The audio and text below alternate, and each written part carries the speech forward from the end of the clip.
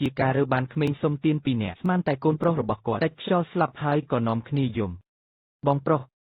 ឆាប់ក្រោកឡើងស្រាប់តែជួយដាស់កូនប្រុសឲ្យរស់ឡើងវិញបានមូលហេតុដែលពួកគេមានសមត្ថភាពពិសេសព្រោះពួកគេជាតំណាងទេវតាពស់តូចគឺស៊ីវឈីនិងស៊ីវជីវមិននឹកស្មានថាពេលចុះមកដំបូងមើលមនុស្សមិនធ្លុះទៅនៅជាមួយឪពុកម្ដាយចិញ្ចឹមចិត្តអាក្រក់ត្រៀមចាប់ពួកគេយកទៅលក់ទើបពួកគេភ័យពេកក៏នាំគ្នារត់គេចរត់ក៏ទៅជួបនឹងគូនិស្ស័យស៊ីវជីវឃើញពន្លឺរាសីពស់មាសលើក្បាលគាត់ក៏ស្រែកថាជួបអ្នកមានបុណ្យហើយលើកនេះលែងត្រូវគេចាប់លក់ទៀតហើយលោកពូ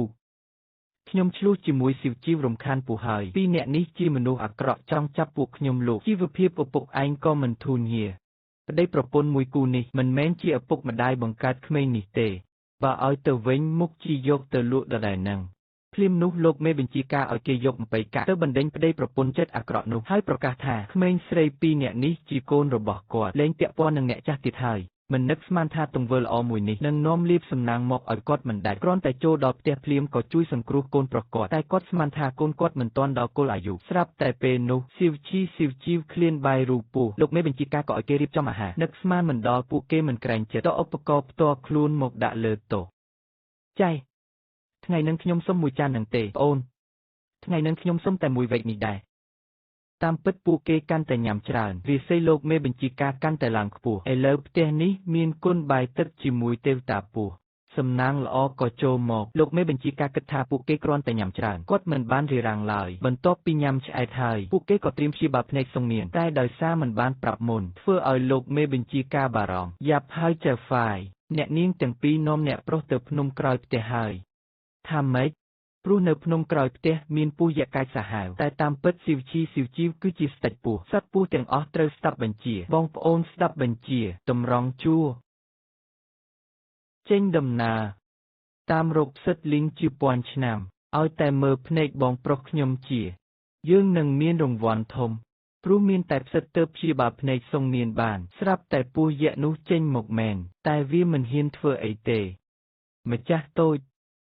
ខ្ញុំសូមថ្វាយបង្គំនិយាយមិនទាន់ចប់ស៊ីវជីដឹងថាវាមានផ្សិតលីងជឿក៏ទាមទារយកមកសុងនាងបានទទួលផ្សិតគ្រាន់តែខំមួយម៉ាត់បុកនឹងធម្មពលរបស់ស៊ីវជីភ្នែករបស់គេក៏ភ្លឺឡើងវិញមើលឃើញច្បាស់ភ្លាមពេលនោះលោកមេបញ្ជាការដែលបារម្ភក៏តាមមកដល់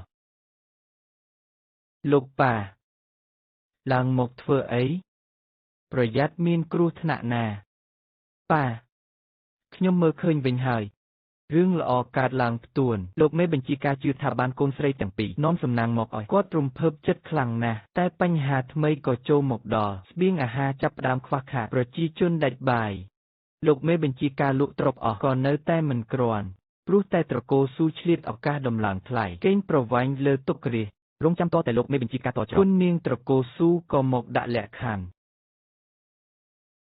$10,000ឲ្យតែលោកព្រមរៀបការឲ្យបណ្ដេញពួកវាចេញឲ្យកូនយើងស្នងតំណែងនៅទីនេះមិនត្រឹមតែលុយទេស្បៀងក្នុងឃ្លាំងត្រកូលស៊ូក៏ជាលោកដែរប្រជាជនទាំងអស់នឹងរស់រានគម្រោងនាងចង់គ្រប់គ្រងទីនេះតែលោកមេបញ្ជាការមិនព្រមសុខចិត្តលាលែងក៏មិនព្រមធ្វើបាបកូនដែរស៊ីវជីលួចស្ដាប់ពឺខឹងស្ទើរតែចង់ហក់ទៅកាប់នាងត្រកូលស៊ូជីកង់តែដើម្បីជួយលោកប៉ាត្រូវតែទៅចូលរួមពិធីបើកខ្យងយកគោចនាងយកលុយ3កាក់ចុងក្រោយទៅទិញយកខ្យងដែលគេបោះចោលហើយយក2កាក់ទៅទិញរបស់អនចៅហ្វាយយ៉ាប់ហើយអ្នកនាងទាំងពីរនាំអ្នកប្រុសទៅកន្លែងលេងល្បែងហើយ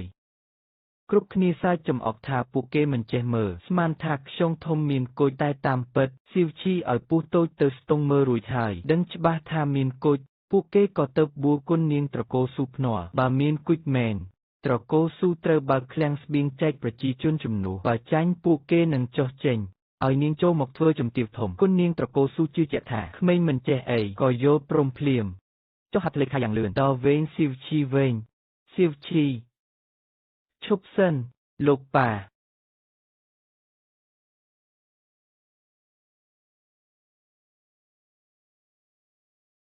ប៉ារងចាំមិនបានទេស្មានថាគាត់មកស្ដីបន្ទោសតាមពិតគាត់មកព្រោះបារម្ភតែបើកូនសម្រេចចិត្តហើយគាត់ក៏លែងខាត់